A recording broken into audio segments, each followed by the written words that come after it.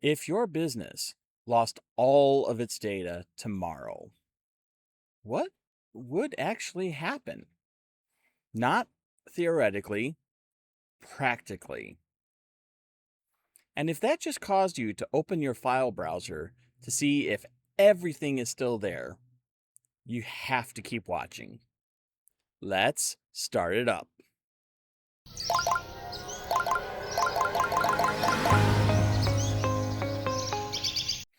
Hello and welcome to Stack and Startup Al Fresco.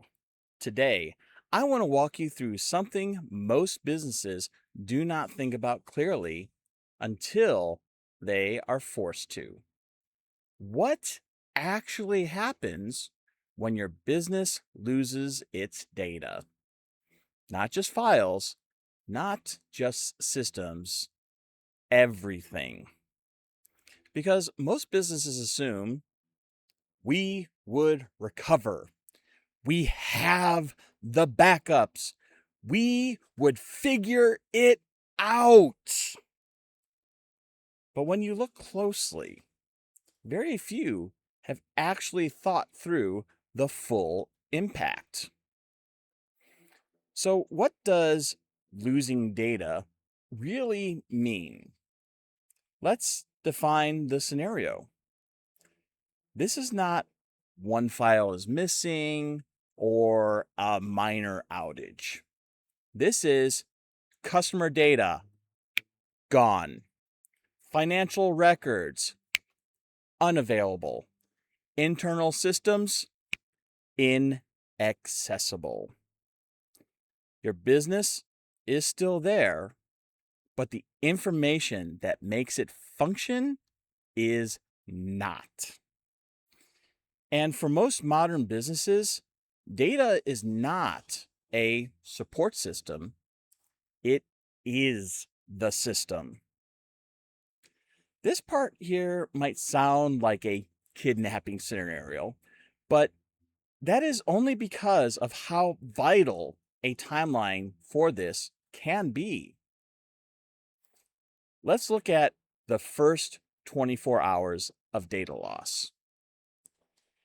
For hour 1 to 3, something is wrong. Systems are not accessible, files are missing or they're going missing, and logins are failing. The initial reaction? Confusion. Confusion amongst your bosses, amongst the employees. Then comes the troubleshooting. The first tickets start to hit the IT desk, and people are at keyboards trying to figure out what's going on. And there is an assumption that the situation, it's just temporary. For hour 3 through 12, reality starts to set in. Work stops. Employees are blocked, and customers may start to notice depending on the business. At this point, the question becomes, can we restore? At hour 12 through 24, if recovery is unclear, the pressure increases exponentially. Decisions need to be made. Communication becomes critical, and the impact becomes visible to just about everyone. This is where preparation, or lack thereof, shows up. Now, here is the operational impact, and let's talk about what actually stops working. First, customer operations. You can no longer take orders, communication with your customers stops, and your service delivery comes to a complete halt. If customer data is gone or inaccessible, your ability to operate is limited.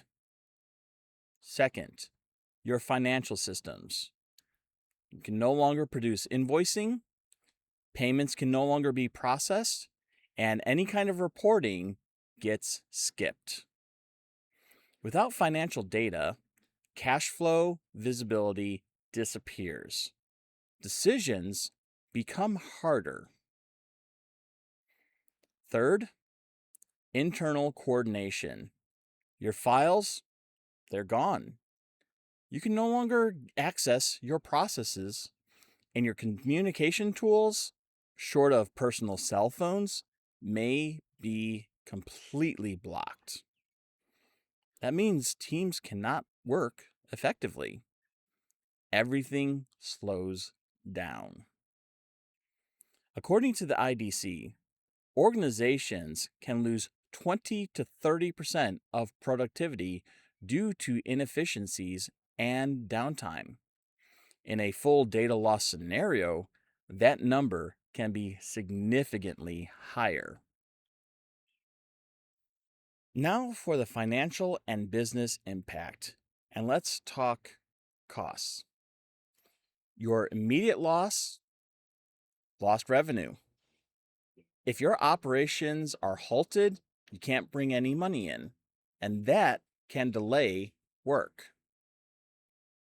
Second, there may be recovery costs involved. Emergency IT services, which are never cheap, possible system rebuilds, which is even worse, and data recovery attempts. This can be from simple software recovery to full-on hardware. And depending on the scope of loss, it may be impossible to do. Third is your long-term impact. You could lose customer trust, which would irreparably damage your reputation. And that will be operational disruption right there. According to IBM's Cost of Data Breach report, the average cost of a data breach is $4.45 million globally. And as I've said in other videos, not every business hits that number. But the takeaway is clear. The cost is rarely small. So with all that, it is reasonable to ask why businesses think that they are safe. This is important. Most businesses do not ignore this intentionally. They assume that they are covered. Some common assumptions is that they have the backups, that their systems are secure behind a firewall with antivirus, and that how could it happen to us? We're too small for anybody to care about. But as discussed before, if backups that are not tested, they are not reliable. And security that is not maintained degrades over time. The issue is not awareness. It is verification of your systems. So then, what do prepared businesses do differently? The difference certainly is not luck. It is preparation. Prepared businesses, they have tested their backups and they know their recovery works. They understand the recovery time. They will know how long it takes. They will have a response plan that they know. They will know who does what and what steps to take to get their business back up and running. And they reduce risk proactively. They don't just wait for a failure to crop up. Now, none of that eliminates risk, but it does change the outcome. Losing data is not a technical problem. It is a business problem because it affects your company's operations, it affects the finances, and it affects the trust that your customers put in you. And the difference between a simple disruption and a full-on shutdown, it's usually preparation. For some businesses, they might also purchase cybersecurity insurance as a way to transfer the risk.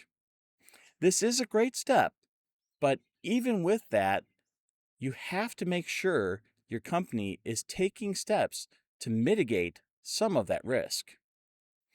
Going back to the untested backups, if your insurance company sees that backups were not tested or some other risk mitigation wasn't performed, you might have a bad time making that claim.